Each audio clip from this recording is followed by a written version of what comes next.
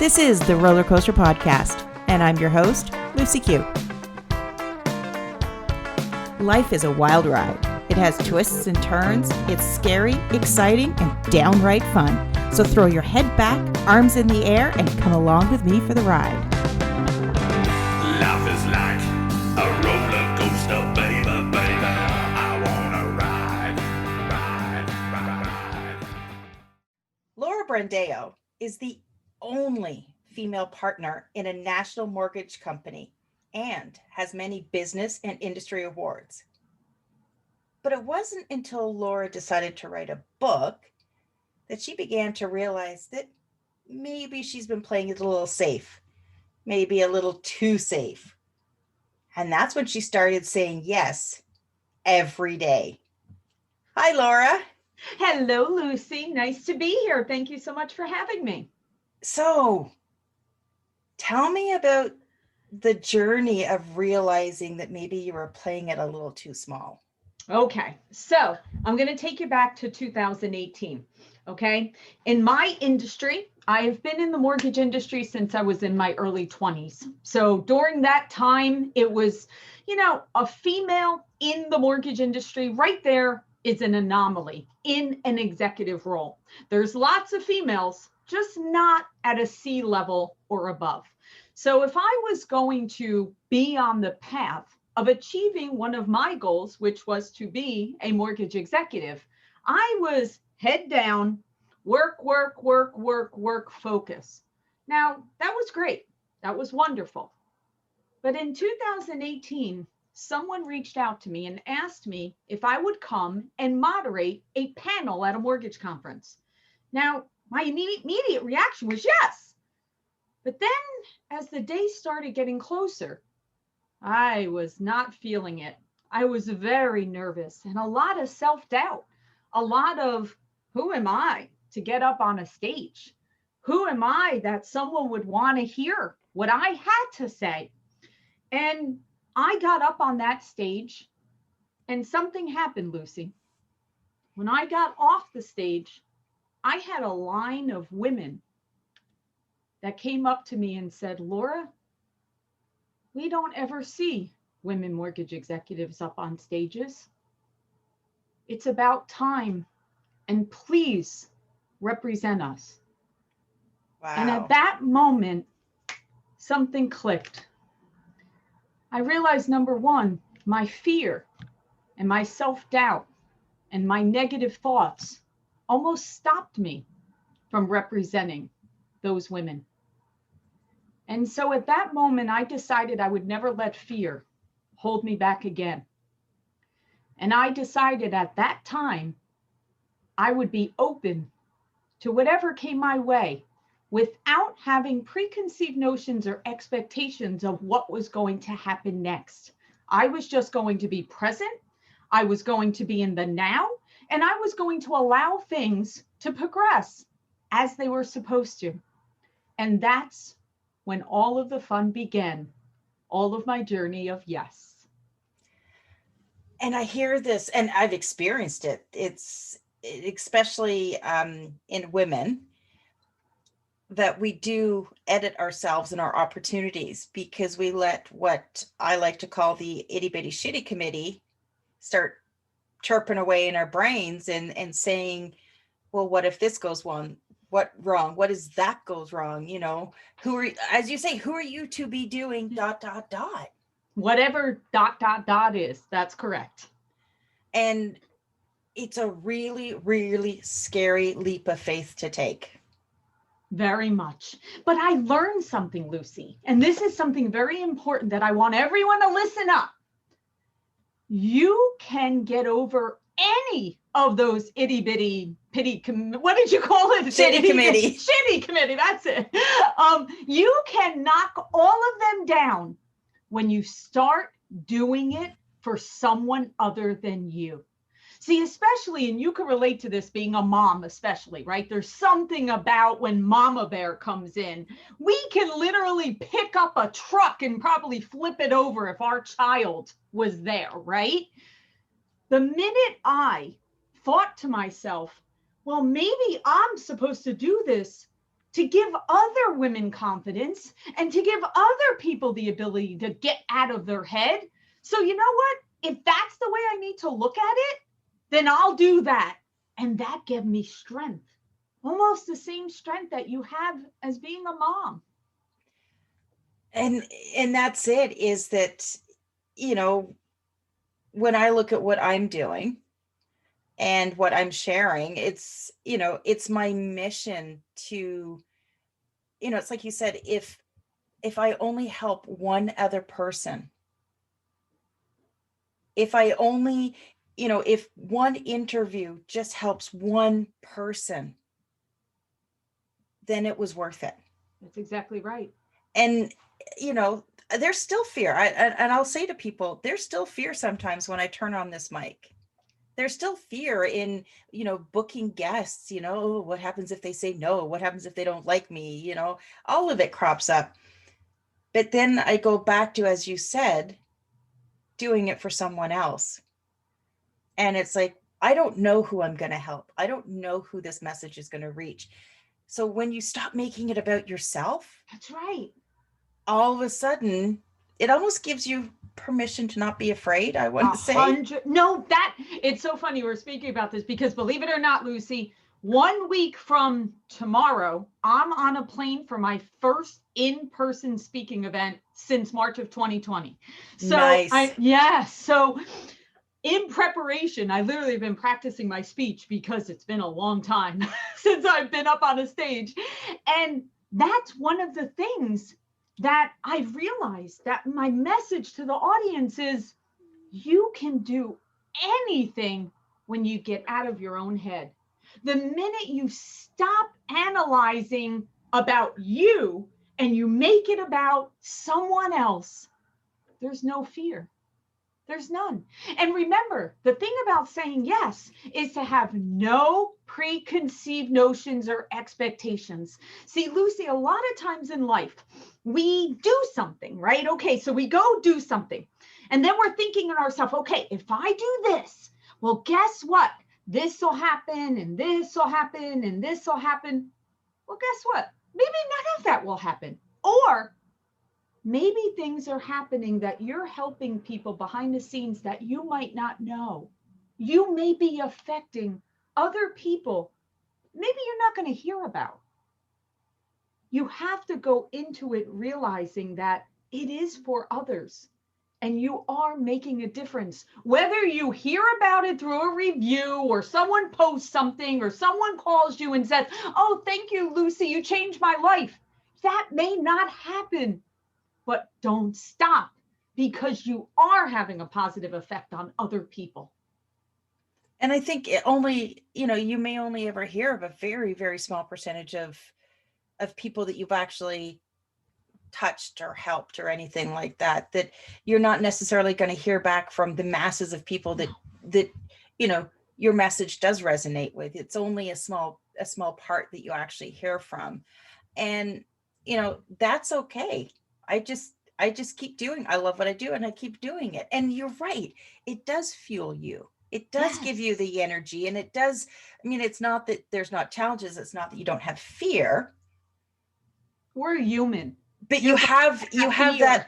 Yeah. I almost want to say you have the armor to protect you going forward.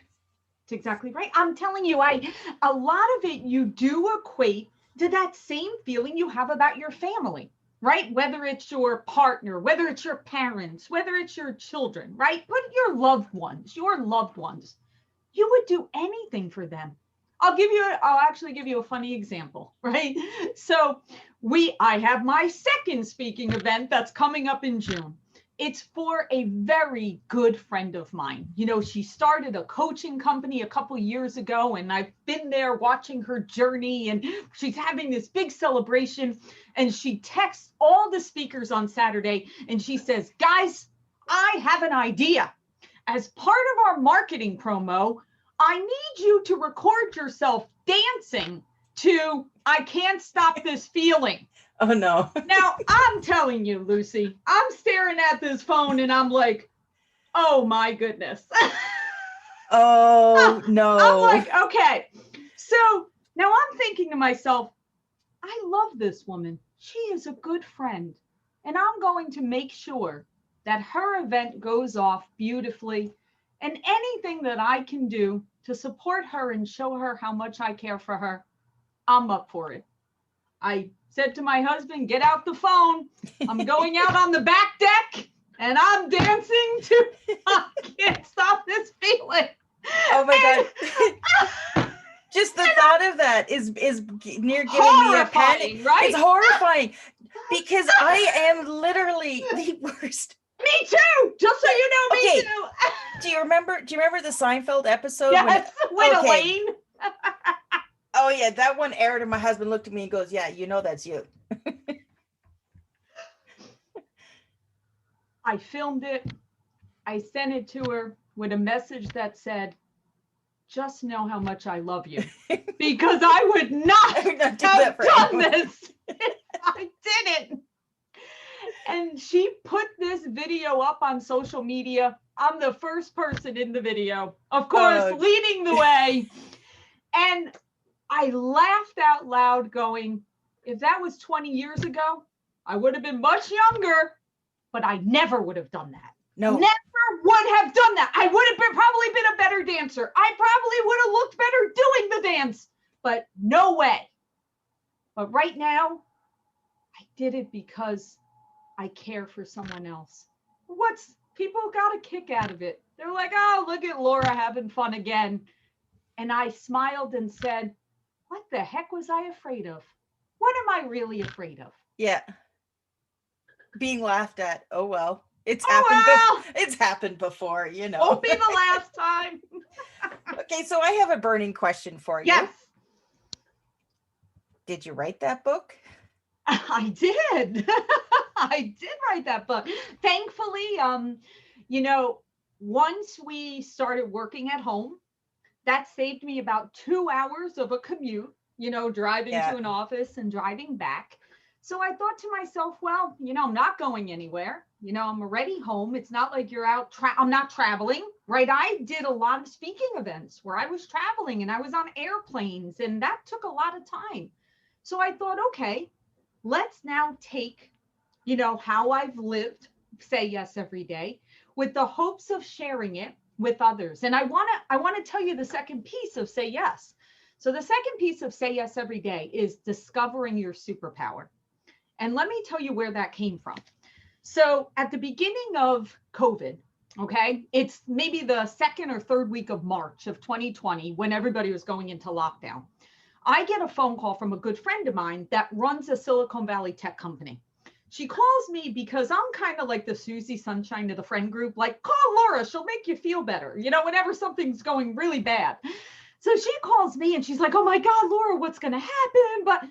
And I'm like, honey, I've got my own problems. I don't have time to hear yours. And she was like, whoa, wait a minute. You're never like that. That means you're just as worried as the rest of us. And I said, well, of course, there's a pandemic. I have no idea what's going to happen in the world. What's going to happen to my business, my family? I don't know. And she said, hey, why don't we go live on Facebook? Me, you, and one other person. And why don't we share how we're feeling? Let's be open. Well, Lucy, for 1 year, every Thursday, I would go live at 6 p.m. with different people across the country, all strangers. I never met them before. They would nominate each other every single week. Well, here I am, the summer of 2020. I'm writing my book, okay? And I'm to the point about the superpowers. That's the part in the book I'm writing. And I thought to myself, hey, every week I'm meeting strangers from all across the country. Why don't I use them as like my test subjects for my book? Okay, so here I am. It's September. I've got my 3 strangers on my screen. And I'm like, okay, everyone, the second question I'm going to ask you is, what's your superpower? Your unique gift that you were born with? Okay. So they're like, okay, well, think about this, because I do a pre-call with them. So Thursday night arrives and I'm like, okay, what's your superpower? Lucy, you would have thought I asked them to solve a physics equation or how to go to Mars or Jupiter, you would have thought that was a look on their face. Okay. And I said, boy, I approached that all wrong. Next week, I'm going to do it a little different.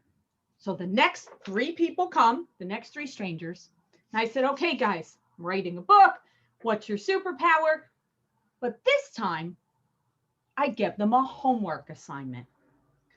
I told them that they are to go and ask someone that loves them, their partner, their mother, their grown children, ask them what their superpower is, but don't challenge it. Don't be like, oh no, mom, I'm not an encourager. I'm not the most empathetic person you know. I'm not the most whatever. Just absorb it and ask them, why is that your superpower? And then come on Thursday and share it. Well, Lucy, I had people crying. I had women say, I've been married for 20 years and my husband never told me that I'm the rock of the family, that I'm the person that keeps us together, no matter how hard things get. I had grown men almost start to go in tears when they heard their grown children say, Dad, you're my role model because of, and then went into their superpower. These people bonded together. I've had people start businesses after the show. I had one lady got her own television show. I had 5 people write their own books because all of a sudden, the minute they already had the superpower, but once they got permission again, once someone else told them what it was, they actually leaned into it. They actually applied it to their lives. And that is the power of discovering your superpower. And I think there's a certain amount of self-love, I want to say, that goes along with that because, you know, speaking for myself, I may recognize something in me that I don't actually want to admit it to somebody else. Like, hey, I'm really good at this, because you don't want to seem like you're bragging or you have all this ego or something. But the minute that somebody else says it to you, Validation. yes, it's okay. So it's then, you know, and it's funny. I actually had, I think it was last night, I had a conversation with my husband about what's your superpower. Wow, isn't that ironic? Yeah. And I don't even know where it came. I'm trying to think where it came from. I can't even remember. And we sort of, I said to him, like, what do you think your superpower is? Yeah. And we kind of chatted a little bit. And then I said to him, I said, well, what do you think my superpower was? And I mean, we joke around a lot. So he said something, I'm not going to repeat. It was kind of funny. And then we started talking about, you know, some of what I think my one of my superpowers are, because I believe that we have more than one. Oh, it's not just, it's definitely more than one. one. It's not just like, yes. I'm Superman, I can fly, No. you know, or I spin nifty webs. You can tell I raised 2 boys. But one of the things I said is I'm a dot connector. Yeah. I can have little pieces of information, or what I call pieces of the jigsaw puzzle. And I don't know what the picture is, but you just begin to kind of piece them together. And then you get an idea of what it is. And you're like, oh, this is cool. What can I do with this? So that's a very powerful superpower. And I think that was the first time I actually just admitted that out loud, besides talking with my husband last night. And it honestly feels pretty good, doesn't it? It does. It's a little bit scary because and again, it comes down to judgment. You don't want somebody calling you up and say, what are you, Cracker Jacks? Like, where'd you get that idea from? But who's going to say that to you? No one is. No one is. That's why it's funny, Lucy. Again, I'm preparing for this. I'm preparing for this speech. As I'm preparing for it, I'm thinking to myself, I almost want to get like something where I make people wear their superpower after my speech. Like almost like I want you, come on, I'm going to give you something, wear it. Oh, like I want to walk up to you and I want to see your superpower. Instead of hello, my name is. hello, my superpowers. I'm the dot connector. It's got to be a lightning bolt, though. Yes. You can get but posties. Right? Like I almost thought, I'm like, how cool would that be? At the, afterwards, usually after these events, they have like an after party or something. I'm like, how fun would it be if you like wore your superpower on your, on your badge? That would change the face of networking. That's for sure. It's like, I'm like, but why not? Like, what is wrong Who cares? with that? Yeah, what's wrong? Not everyone's going to do it. Yeah. After the year we've had, I think people need. I mean, and the thing is, no, we haven't been to an event since March of 2020. It's like we're going to be overjoyed just to see people. Are people even going to remember how to network? I know. It really is going to take a little bit of getting back into the flow of things, right? Oh, geez. Yeah, I can't even imagine. So where can someone pick up your book? So my website is my name, laurabrandao.com. So of course that's everything, right? So I love social media. So feel free to connect to me, LinkedIn, Facebook. My book is on Amazon, or you could also get it on the website. So yes, absolutely. My book is fun. It's there to inspire, and it's there to realize that when we open ourselves up again to just being open to the day, for looking at, I literally spring out of bed in the morning, looking at what adventure I'm going to have every single day. I don't look at life as just another day. It's what am I going to say yes to today? And that doesn't necessarily mean you say yes to everything. You're saying yes to being alive and being aware and making the most out of it. So I encourage everyone out there to say yes every day and to use your superpowers. And if you're looking at connecting with Laura, make sure you check out the show notes. I'm going to have all of her links in there. Thank you so much for joining me today, Laura. Pleasure, Lucy. All the best. Thanks for listening to this episode of the Roller Coaster Podcast. Want to chat or share your ideas about today's show? Pop me an email at hello@therollercoasterpodcast.com. Don't forget to connect with me on Facebook and Instagram at The Roller Coaster Podcast. Our theme song, Roller Coaster, was performed by The Lucky Setback. Audio editing by the one and only Jeff Quigley of Quigley Creative.